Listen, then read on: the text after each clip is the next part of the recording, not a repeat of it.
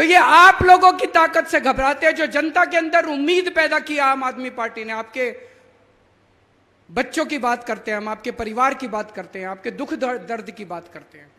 आज हरियाणा जैसे चक्की होती है ना, चक्की के दो पार्ट होते हैं, ऐसे ही इन दो पार्टियों के पार्ट के अंदर हरियाणा पिस रहा है, बुरी तरह से पिस रहा है दोनों पार्टियों के बीच में।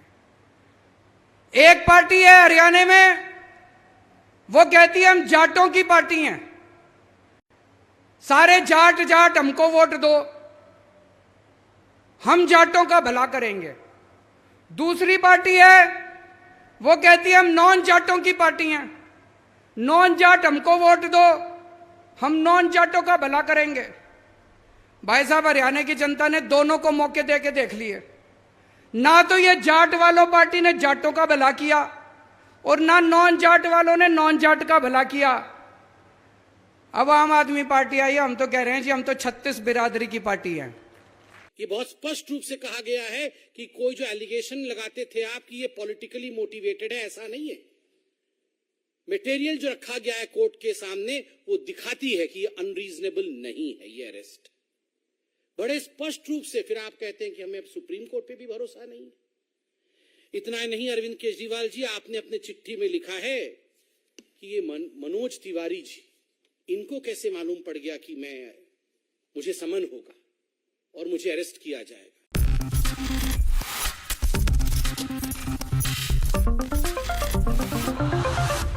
नेक्स्ट 9 न्यूज में आपका बहुत बहुत स्वागत है। मैं हूं आपके साथ अबरारुल हक रहमानी। मेरे खास प्रोग्राम मुद्दा आज का में चर्चा करेंगे आम आदमी पार्टी के ऊपर चल रही उस सियासी घमासान की, आम आदमी पार्टी के ऊपर हो रही उन तमाम कार्रवाइयों की, जिसको लेकर के अब राजनीति इतनी ज्यादा गर्मा चुकी है कि विपक्ष का तमाम बड़ा नेता इस पर बोल रहा है। आम आदमी पार्टी के संयोजक अरविंद केजरीवाल तो यहां तक दावा कर रहे हैं कि भारतीय जनता पार्टी इस बार चुनाव में मात्र नामांकन करवा रही है और जीत के लिए काम पर ईडी को लगा दिया गया।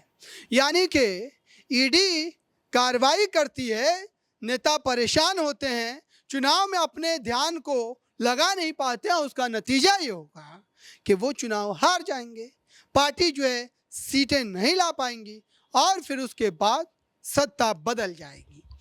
इस तरीके के तर्क दिए जा रहे हैं और इन तर्कों का मतलब ये समझाया जा रहा है कि अगर जनता का मिजाज बदला एक बार, क्योंकि ईडी का इस्तेमाल आप देखिए, ये कोई छोटी मोटी बात नहीं है दर्शकों। ईडी का इस्तेमाल विपक्ष के हर तमाम बड़े चेहरों की अगर हम बात करें वहाँ पर किया जा रहा है।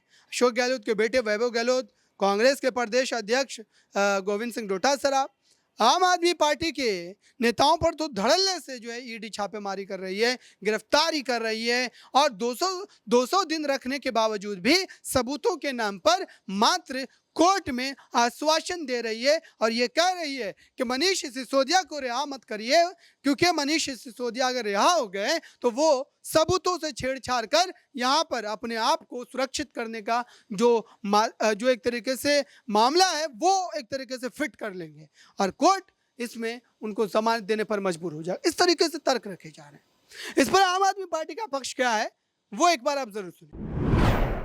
मोदी जी आप लोगों की ताकत से घबराते हैं, जनता की ताकत से घबराते हैं। जनता के अंदर जो उम्मीद पैदा की है आम आदमी पार्टी ने, आज तक 75 साल में अगर ये पार्टियां काम कर लेती, आम आदमी पार्टी की क्या जरूरत थी? आप खुद सोच के देखो, दिल्ली में जब हम चुनाव लड़े, लोगों ने हमको क्यों वोट दिया? उसके पहले तो हमको कहीं मौका नहीं मिला था, हमने कोई काम नहीं करके दिखाया था, कुछ नहीं करा था। अन्ना आंदोलन हुआ था, अन्ना आंदोलन के बाद लोगों ने हमको वोट दे दिया। उसके पहले बीजेपी और कांग्रेस होती थी। अगर ये बीजेपी और कांग्रेस काम कर लेती, अच्छा काम कर लेती, तो दिल्ली में आम आदमी पार्टी को लोग क्यों वोट देते? पंजाब में अगर ये अकाली दल, बीजेपी और कांग्रेस वाले काम कर लेते, पंजाब में आम आदमी पार्टी को लोग क्यों वोट देते? हरियाणा में अगर बीजेपी और कांग्रेस वाले काम कर लेते, भाई साहब ये 11,000 लोग आज शपथ ग्रहण करने आए, ये उनके तंबू के नीचे बैठे होते, हमारे तंबू के नीचे नहीं बैठे होते। तो ये आप लोगों की ताकत से घबराते हैं, जो जनता के अंदर उम्मीद पैदा की आम आदमी पार्टी ने। आपके बच्चों की बात करते हैं हम, आपके परिवार की बात करते हैं, आपके दुख दर्द की बात करते हैं। आज हरियाणा जैसे चक्की होती है ना, चक्की के दो पार्ट होते हैं, ऐसे ही इन दो पार्टियों के पार्ट के अंदर हरियाणा पिस रहा है, बुरी तरह से पिस रहा है दोनों पार्टियों के बीच में। एक पार्टी है हरियाणा में, वो कहती है हम जाटों की पार्टी हैं, सारे जाट जाट हमको वोट दो, हम जाटों का भला करेंगे। दूसरी पार्टी है, वो कहती है हम नॉन जाटों की पार्टी हैं, नॉन जाट हमको वोट दो, हम नॉन जाटों का भला करेंगे। भाई साहब, हरियाणा की जनता ने दोनों को मौके दे के देख लिए। ना तो ये जाट वालों पार्टी ने जाटों का भला किया, और ना नॉन जाट वालों ने नॉन जाट का भला किया।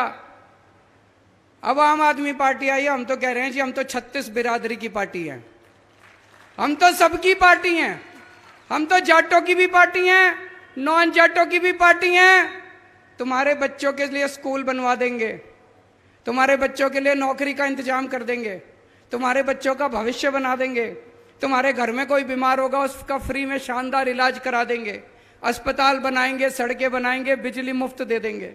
अकेली पार्टी है जो आपकी बात करती है, आपके घर की, आपके परिवार की, आपके दुख दर्द की बात करती है।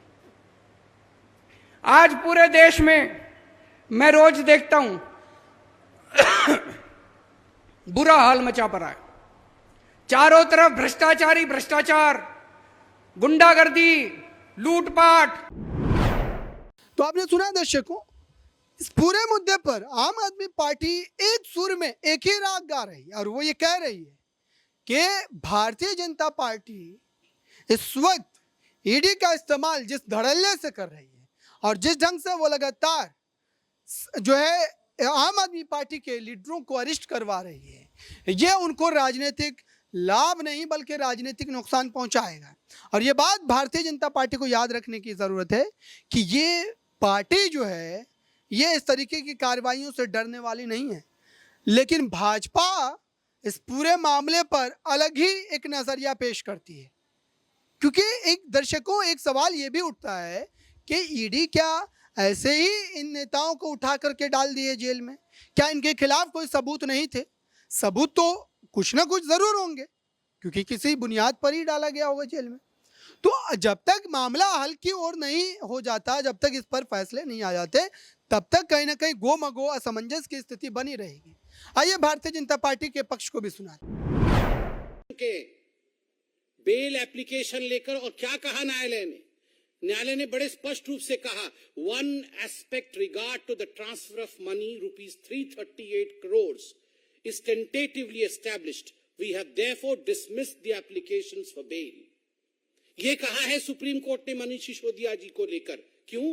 इतने कट्टर ईमानदार थे अरविंद केजरीवाल जी, आपके अनुसार तो बेल रिजेक्ट क्यों हुआ?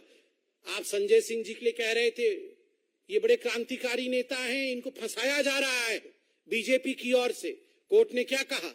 राउज एवेन्यू कोर्ट ने जो कहा है, मैं कहता हूं, in prima facie view of this court, the facts stated and material placed before the court nowhere show or suggest that his arrest in the present case is unwarranted or unreasonable, as allegations have been made against him, or his being directly associated with activities related to the proceeds of crime of the present case. ये बहुत स्पष्ट रूप से कहा गया है कि कोई जो एलिगेशन लगाते थे आप कि ये पॉलिटिकली मोटिवेटेड है, ऐसा नहीं है। मटेरियल जो रखा गया है कोर्ट के सामने वो दिखाती है कि ये अनरीजनेबल नहीं है ये अरेस्ट, बड़े स्पष्ट रूप से। फिर आप कहते हैं कि हमें अब सुप्रीम कोर्ट पे भी भरोसा नहीं है। इतना नहीं, अरविंद केजरीवाल जी, आपने अपने चिट्ठी में लिखा है कि ये मनोज तिवारी जी, इनको कैसे मालूम पड़ गया कि मुझे समन होगा और मुझे अरेस्ट किया जाएगा। ये अरविंद जी, ये मनीष सिसोदिया जी को जब ईडी ने बुलाया था और जब संजय सिंह को ईडी ने बुलाया था, तो आप अपना भाषण खुद निकालिए। आपने खुद अपने भाषण में कहा था, मुझे मालूम है ये मनीष सिसोदिया जी को छोड़ने वाले नहीं है, मनीष सिसोदिया जी को ईडी बुलाने वाली है और उसके बाद उन्हें गिरफ्तार भी करने वाली है। ये एक बार नहीं, दसियों बार आपने कहा था। 2 बार कहने के बाद जब ईडी ने समन नहीं किया, 2 बार कहने के बाद भी जब ईडी ने गिरफ्तार नहीं किया, तो आपने कहा लगता है डेट बदल गया है, मगर होने वाला है, होने वाला है। संजय सिंह के समय भी आपने कहा था, मुझे मालूम है ये संजय सिंह जी को भी छोड़ा नहीं जाएगा, संजय सिंह के घर भी ईडी जाएगी, छापा होगा, गिरफ्तारी होगी। क्यों? आपने ईडी को कहा था क्या कि संजय सिंह जी को और मनीष सिसोदिया जी की गिरफ्तारी हो? आपने जो लॉजिक दिया है कि मनोज तिवारी जी के कहने पर ईडी ने ऐसा काम किया है, ठीक उसी लॉजिक से अगर हम सवाल पूछ दें कि जब आप कह रहे थे कि मनीष सिसोदिया की गिरफ्तारी होगी, तो क्या आपने ईडी को कहा था जाओ जरा मनीष सिसोदिया को गिरफ्तार करो? वैसे हो भी सकता है। मैं कोर्ट का कुछ स्टेटमेंट लेके आया हूं, सुप्रीम कोर्ट का। परसों जब रिजेक्ट हुआ मनीष सिसोदिया जी का बेल, तो सुप्रीम कोर्ट ने एक बहुत महत्वपूर्ण बात कही। सुप्रीम कोर्ट ने कहा, तो आपने सुना दर्शकों, दोनों ही पक्षों को सुनाने का साफ तौर पर मतलब यही है कि आप दोनों ही पक्ष को समझें और ये जानें कि ईडी के खेल पर कौन सच कौन झूठ बोल रहा है, और ईडी की ही जीत होगी या फिर राजनीति जो पक्ष हैं दोनों वो जीत जाएंगे। फिलहाल इस खास रिपोर्ट में बस इतना ही। जुड़े रहें बड़ी खबरों के लिए नेक्स्ट 9 न्यूज़ के साथ।